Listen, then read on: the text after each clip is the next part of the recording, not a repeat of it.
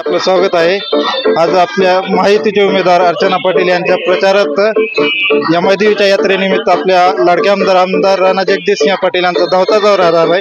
तर आपण काय मागणी केली आहे MIDVकडे? दर्शन घेतलं आणि सगळ्यांना सुखी ठेव, समृद्ध कर, एवढीच मागणी केली। काय सांगाल आपलं काम झालेलं आहे पुलाचं तर बरेच वर्ष त्याबद्दल समाधान आहे की गावातली जी मागणी होती पुलाची ती पूर्ण झाली। अजून रस्त्यासाठी आपण वेगळा निधी दिलाय, तर सभागृह एक छोटं घेतलंय आणि गावकऱ्यांची जी आस्था आहे देवीवरती, या मंदिरावरती आणि इथली यात्रा जी होते त्या अनुषंगाने 2-3 विकास कामं झाली, त्याबद्दल समाधान आहे। काल प्रचंड मोदी साहेबांची सभा झाली आहे, त्याबद्दल विरोधकांची टीका आहे, त्याबद्दल आपण काय म्हणतो? विरोधकांच्या टीकेवरती मी काहीच बोलत नसतो, कारण विरोधक काय आहेत, कसले आहेत, जनतेने समजून घ्यावा। पण मोदी साहेबांची ऐतिहासिक सभा झाली आपल्या भागामध्ये, आपल्या खरं तर मी म्हणून राज्यामध्ये ज्या सभा झाल्या, अशा प्रकारचा प्रतिसाद, म्हणजे संख्या फक्त म्हणत नाही मी, प्रतिसाद म्हणतोय।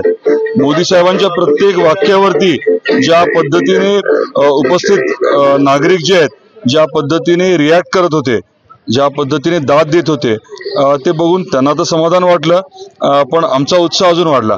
नागरिकांना काय आव्हान असणार आहे?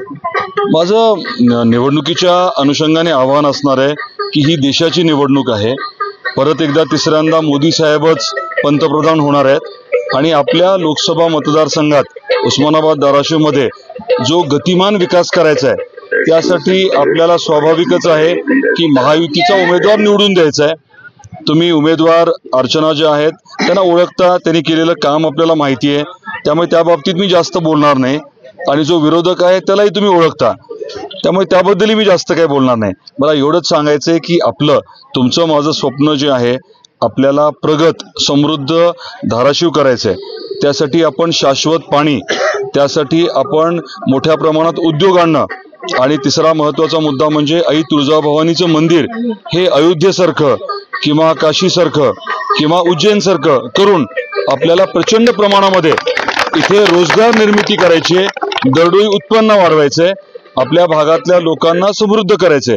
ह्याला लागणारे जे पैसे आहेत, हजारो कोटी रुपये लागणार आहेत। आपण पुराचं पाणी सांगली कोल्हापूरहून 100 किलोमीटरच्या बोगद्याने आणायचं ठरवलंय, त्याला काहीतरी 20-25 हजार कोटी लागणार आहेत। पण हे सगळं करायला मोदी साहेब खंबीरपणे आपल्या पाठीशी उभे राहणार आहेत आणि हे आपल्या भागात करून देण्यासाठी जनता जनार्दनाने देखील पुढाकार घेणं अपेक्षित आहे मला। आणि येणाऱ्या 7 तारखेला महायुतीच्या उमेदवारांच्या पाठीशी आपण आपला आशीर्वाद ठेवावा, आपल्या शुभेच्छा ठेवाव्या आणि घड्याळाच्या समोरील बटन दाबून त्यांना प्रचंड बहुमताने निवडून द्यावं, ही आग्रहाची विनंती राहील माझी।